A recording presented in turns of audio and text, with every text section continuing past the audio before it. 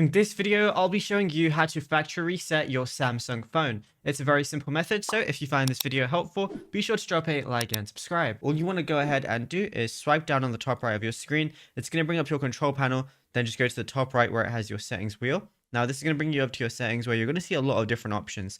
Now, it might be slightly different on your Samsung. Right now, I'm using an S25 Ultra, but normally you just want to go over to General Management, which is right under Apps, and that's where it should be for you as well.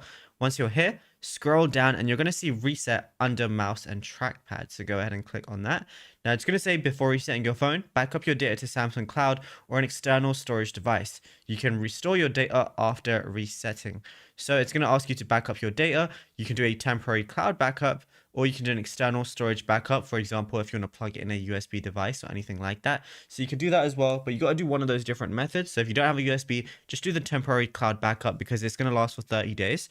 And then after that, it's going to allow you to reset your settings, mobile network settings, Wi-Fi and Bluetooth, accessibility, or right at the bottom, you're going to see factory data reset. But like I said, you have to do a backup before you go ahead and do that.